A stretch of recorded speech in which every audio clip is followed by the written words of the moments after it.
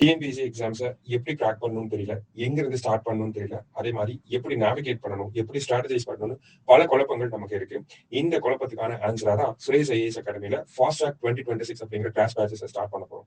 இந்த fast track 2026 அப்படிங்கிறது உங்களுக்கு பிரைட்டான direction, bright support and bright ரிசோர்ஸஸோட உங்களை கைட் பண்ண போறாங்க. இந்த fast track class batches group 1, group 2, group 2A எல்லா எக்ஸாம்ஸ்க்குமே வந்து உங்களுக்கு ப்ராப்பர் கைடன்ஸ் அப்படிங்கறத வழங்க போறாங்க. உங்களுக்கு prelims, mains and interview aspects of TNPSC எல்லாத்தையுமே கவர் பண்ணி ஒரு கேம் சேஞ்சரா இந்த ஃபாஸ்ட் ட்ராக் கிளாஸஸ் அப்படிங்கிறது இருக்க போகுது. உங்களுக்கு எக்ஸ்பீரியன்ஸ்டான டாப் நாட்ச் ஆன ஆல்ரெடி பல ஆஸ்பிரன்ஸை அச்சீவர்ஸா கைட் பண்ண ஃபேக்கல்டிஸ் வந்து உங்களுக்கு வந்து சிலபஸை வந்து கவர் பண்ண போறாங்க. இந்த சிலபஸ் கவரேஜ் 100% இருக்க போகுது. லைக் அதை தாண்டி உங்களுக்கு பர்சனலைஸ் மென்டார்ஷிப் அப்படிங்கிறது இருக்க போகுது. இந்த கிளாஸ் பேட்சஸ் உங்களோட ப்ரிப்பரேஷனை என்ஹான்ஸ் பண்றது மட்டும் இல்லாம உங்களோட கான்ஃபிடன்ஸ், உங்களோட ஸ்ட்ராட்டஜி எல்லாத்தையும் கரெக்டான பாத்துல மெயின்டைன் பண்றதுக்கு ரொம்ப யூஸ்ஃபுல்லா இருக்கும். ஸோ கிளாஸ் பேட்சஸ் எப்போ ஸ்டார்ட் ஆகுது அப்படின்னா கமிங் April 12th இருந்து ஸ்டார்ட் ஆகுது. நம்மளோட எல்லா பிரான்ச்சஸ்லயுமே கிளாஸ் ஸ்டார்ட் ஆகுது. அதர் டீடைல்ஸ்க்கு ஸ்கிரீன்ல தெரியுற நம்பர் கான்டாக்ட் பண்ணிக்கோங்க. தேங்க்யூ. அனைவருக்கும் வணக்கம். நம்ம டெய்லியும் டிஎன்ஏல முக்கியமான செய்திகளை வந்து பார்த்துட்டு இருக்கோம். ஸோ இன்னைக்கு என்ன இருக்கு அப்படின்னு சொல்லி பார்ப்போம். ஃபர்ஸ்ட் ஒன் ஐஎன்எஸ் அரித்மான் அப்படிங்கிறத கொடுத்துருக்காங்க. ஐஎன்எஸ் அரித்மான் அப்படிங்கிறது இந்தியாவிலேயே முழுக்க முழுக்க தயாரிக்கப்பட்ட அணுசக்தியால இயங்கக்கூடிய ஒரு நீர்மூழ்கி கப்பலோட பெயர் தான் இந்த ஐஎன்எஸ் அரித்மான் அப்படிங்கிறது. இதுதான் முதல் கப்பலா அப்படின்னு சொல்லி பார்த்தா கிடையாது. ஐஎன்எஸ் அரிஹந்த் அப்படிங்கிற நீர்மூழ்கி கப்பல் அது அணுசக்தியால இயங்கக்கூடிய நீர்மூழ்கி கப்பலாக இருந்துச்சு. அத வந்து 2016ல நம்ம கொண்டு வந்திருப்போம். அதான் இந்தியாவோட ஃபர்ஸ்ட் நியூக்ளியர் பவர்டு சப்மரைன் 2016ல கொண்டு வந்த ஐஎன்எஸ் அரிஹண்ட். அதுக்கப்புறமா 2024ல என்ன பண்ணிருப்போம்னா, ஐஎன்எஸ் அரிகாட் அப்படிங்கிற ஒரு கப்பல வந்து நீர்மூழ்கி கப்பல் நியூக்ளியர் பவர் சப்மரைன் வந்து கொண்டு வந்திருப்போம். அதன் பிறகு இப்ப 3வது கப்பல் பேர் தான் ஐஎன்எஸ் அரித்மான் அப்படிங்கிறது. அது வந்து 3வது கப்பலோட பேர்.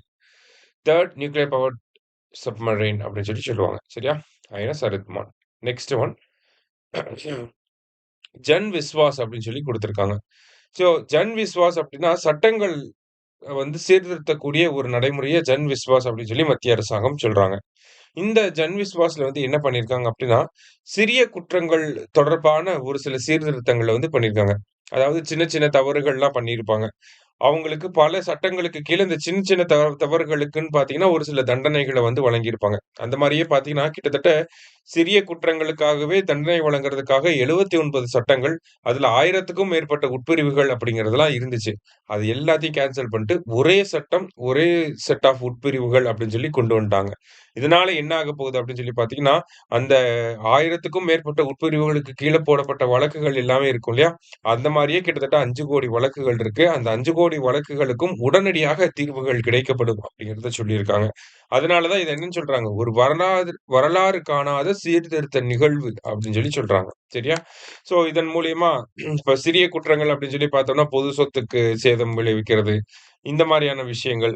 அடுத்தது வந்து பார்த்தீங்கன்னா, சிறிய அளவிலான குற்றங்கள். இது எல்லாத்துக்குமே பார்த்தீங்கன்னா, முன்னாடி பனிஷ்மென்ட் அப்படிங்கிறது இருந்துச்சு. அதெல்லாம் இல்லாம இப்ப பெனால்டீஸ் மட்டும் இருந்தா போதும் அப்படிங்கிற மாரி கொண்டு வந்திருக்காங்க. அதாவது ஃபைன் மட்டும் போட்டுக்குவாங்க. சரியா? ஸோ இந்த மாரியான நடைமுறைகள ஆல்ரெடி பல மாநிலங்கள் பண்ணியிருக்காங்க. இப்ப மத்திய அரசாங்கமும் பண்ணியிருக்காங்க.